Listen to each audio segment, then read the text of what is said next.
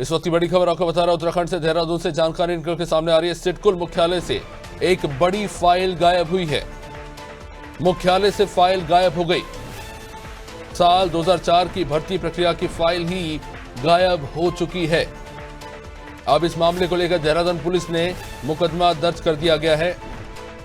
हमारे साथ हमारे सीनियर सोनू सिंह इस पर जुड़े हुए। सोनू, में सीधे इस पे आना चाहूंगा कि ये साल 2004 की जो भर्ती की प्रक्रिया है उसकी फाइल गायब है। इसका मतलब यह है कि उस साल में जिनका चयन हुआ था ये उनसे जुड़ा हुआ मामला है। तो ये कौन लोग हैं जिनसे जुड़ा हुआ ये फाइल है? पूरा मामला है जो उत्तराखंड के state infrastructure and industrial development corporation limited SIDCUL जो है, सिडकुल उत्तराखंड के कई क्षेत्रों में है। हरिद्वार, देहरादून का तेलाकुई है और आईटी पार्क, और इसके अलावा उधम सिंह नगर में भी है। जो सिडकुल है, सिडकुल का जो देहरादून का आईटी पार्क वाला क्षेत्र है, इस क्षेत्र की से ये जुड़ा हुआ मामला है। और जो पत्रावली है, इस पत्रावली की गायब होने को लेकर के ये भी बात कही जा रही है कि पत्रावली जानबूझ करके जो है वो गायब नष्ट करने की भी आशंका जताई गई है। लिहाजा जो आईटी पार्क स्थित देहरादून के सिडकुल का मुख्यालय है, इसमें साल 2004 की जो संविदा भर्ती प्रक्रिया से जुड़ी एक महत्वपूर्ण आधिकारिक जो फाइल है वो गायब हुई है। और जब ये फाइल नहीं मिल पाई है तो अब जो सिडकुल के मुख्यालय में जो प्रबंधक हैं, एचआर की जिम्मेदारी का जो निर्वहन कर रहे हैं, करण सिंह नेगी, इन्होंने जो इस क्षेत्र का पुलिस थाना है, राजपुर थाना लगता है, इस थाने में तहरीर दी है और पुलिस ने प्राथमिकी दर्ज कर इसकी जांच पड़ताल शुरू कर दी है। मामला काफी गंभीर है क्योंकि कर्मचारियों से जुड़ा हुआ है और ऐसे में अब जब सिडकुल के कार्यालय में एचआर मैनेजर के पद पर जो व्यक्ति हैं उन्होंने शिकायत दर्ज कराई है और फाइल के नष्ट होने की और गायब होने की शिकायत दर्ज कराई गई है। अब चूंकि इसमें जांच पड़ताल शुरू हो रही है तो ऐसे में ये तमाम इससे जो जुड़े हुए पहलू हैं उनकी जांच पड़ताल पुलिस करेगी और उसके बाद जो हकीकत है वो जब जाहिर हो जाएगी उसको उजागर करेगी पुलिस। चूंकि जो सिडकुल है ये पहले भी कई मामलों को लेकर के अभिषेक विवादों में रहा है, तो ऐसे में एक बार फिर ये फाइल गायब होने का विवाद सामने आया है।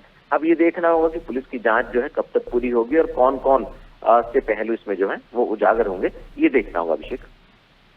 लेकिन ये बड़ा सवाल है कि जहां पे हम डिजिटलाइजेशन की बात करें फाइलों की, वहां पर एक पूरी की पूरी फाइल गायब होती है। जनता की जानकारी के लिए बताते हैं, वर्ष 2004 में आप सोनू बने रही हमारे साथ। इस पर एक और सवाल भी है कि 2004 में SIDCUL यानी state infrastructure and industrial development corporation के सहायक प्रबंधक एवं प्रबंधक लेखा और सहायक प्रबंधक के पदों के लिए संविदा नियुक्ति और भर्ती प्रक्रिया का जो आयोजन हुआ था, ये उसकी फाइल है जो गायब हुई है। 5 साल से चल रही सिडकुल घोटाले की जांच 2023 में पूरी तो हुई। विशेष दल ने SIT का गठन भी किया। शासन को 1000 पन्नों का रिपोर्ट भेजा गया। निर्माण संबंधी अनियमितता के मामले में साक्ष्य मिले नहीं, लेकिन भर्तियों में भरपूर गड़बड़ियां पाई गई। सोनू, इस पे यही सवाल है, इतनी बड़े स्तर पर गड़बड़ियां वहां पे हुई है और लंबे समय से वहां पे जो मौजूदा सरकार बनी हुई है, कहीं ना कहीं एक बड़ा सवाल है कि वहां पर जो अनियमितता हो रही है उसको लेकर कौन जिम्मेदार है? देखिए, सीधे सीधे जो संबंधित जो अधिकारी और कर्मचारी हैं अभिषेक, उनकी कार्य संस्कृति पर सवाल खड़ा हो रहा है। और ऐसे में अब चूंकि ये मामला जग जाहिर हो रहा है, आम जनता तक पहुंच रहा है और चूंकि हम भी इस पर चर्चा कर रहे हैं, लिहाजा हम ये उम्मीद कर रहे हैं कि आने वाले समय में जो विभाग के सचिव हैं, इसके साथ साथ जो संबंधित मंत्री हैं और यहाँ तक कि सरकार के मुखिया स्वयं मुख्यमंत्री इस पूरे मामले का संज्ञान लेंगे। और चूंकि जिस तरह से मुख्यमंत्री की अभी तक की कार्य संस्कृति रही है कि जीरो टॉलरेंस की सरकार की नीति पर सरकार चल रही है, तो सोनू, लेकिन ये जनता की जानकारी में आना चाहिए, जो पहली सरकार बनी थी उत्तर प्रदेश से अलग होने के बाद छत्तीसगढ़ की, उसके बाद जो नियुक्तियां हुई हैं उसको लेकर सवाल खड़ा हो रहा है। और 22 साल पुरानी ये फाइल्स है, ना वो सचिव वहाँ पे है, ना मुख्य सचिव वहाँ पे, ना प्रिंसिपल सेक्रेटरी है वहाँ पे, और ना वो मुख्यमंत्री वहाँ पे जो उस वक्त हुआ करते थे। और अब मौजूदा समय जो स्थिति बनी है, अब ये जांच आगे कैसे बढ़ेगी, ये अपने आप में एक बड़ा सवाल बन चुका है, क्योंकि ज्यादातर अधिकारी जो है वो रिटायर्ड हो चुके हैं और ये फाइल उनके समय की है जिसको लेकर अनियमितता का मामला लंबे समय से चला आ रहा है। देखिए अभिषेक, आप 2004 पर फोकस कर रहे हैं, ये बात सही है कि उस वक्त राज्य में सरकार जो आज इस वक्त राज्य की मुख्य विपक्षी पार्टी की भूमिका में है, वो सरकार में हुआ करती थी। उस वक्त तत्कालीन सरकार जो है उस समय जो मौजूदा जिम्मेदार अधिकारी और सचिव रहे हैं वो कहीं ना कहीं इसमें जवाबदेह हैं।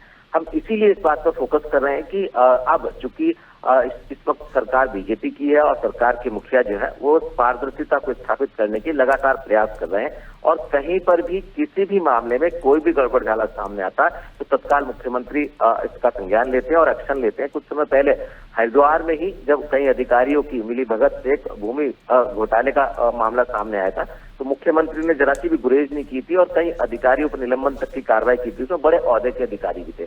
इसके अलावा जब एक मामला भ्रष्टाचार का आया था रामविलास यादव, उन आईएएस अधिकारी की हम बात कर रहे हैं, इनको भी सलाखों के पीछे पहुंचाने में सरकार ने गुरेज नहीं किया था। इसके साथ साथ जो कुछ समय पहले उत्तराखंड की चर्चाओं का विषय बना रहा विधानसभा में बैकडोर भर्ती घोटाला, इसमें भी तमाम जिन युवाओं ने या जिन लोगों ने नियमों का अनुपालन नहीं किया था उन पर भी कार्रवाई की बात कही जा रही है। नारायण दत्त तिवारी उस वक्त कांग्रेस से मुख्यमंत्री थे 2002 से 7 के बीच में जब ये घोटाला हुआ है।